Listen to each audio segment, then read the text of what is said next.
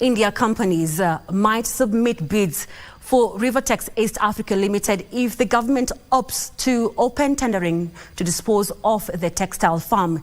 Indian Deputy High Commissioner to Kenya Rohit Vadhwana says a number of Indian companies have shown interest in the Eldoret-based farm, adding that recent Indian investment in Rivatex East Africa Limited has made the farm more attractive to Indian investors. Rivatex East Africa Limited is among 11 state-owned companies that have been earmarked for privatization as the government seeks to reduce its expenditure.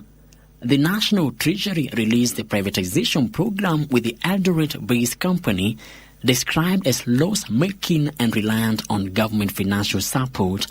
The Indian government now says Indian textile companies might submit bids for Rivatex if the government opts for open bidding.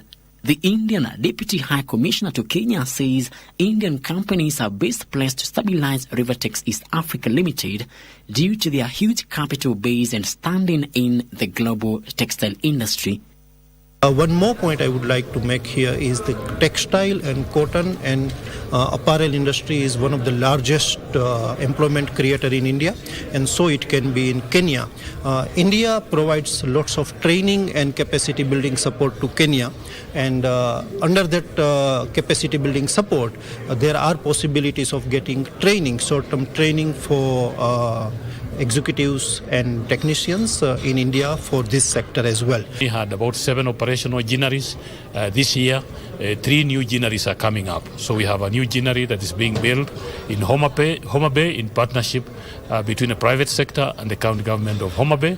There's a new ginnery being built in Kwale by the Ministry of Cooperatives, and we have a new ginnery coming up in Lamu, also being built by the private sector. This is a South Korean firm is set to open up a 4.6 billion shillings polyester manufacturing plant in Kenya in January next year. It's called Young One Corporation. Okay. Yes, they are currently in 17 countries, in Sri Lanka, Indonesia, and the US. So we are going to become the new company, the new country in their docket.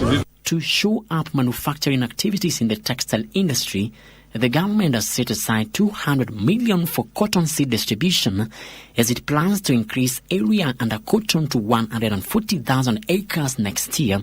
For us to be able to service that market, I believe that the level of manufacturing that we have today may be a little bit too low, and that's why we are very excited to have potential investors here that will help us to bridge the gap. They were speaking during the Indian Item Expo held in Nairobi, attracting more than 60 Indian textile companies. Frederick Moki for Prime Edition.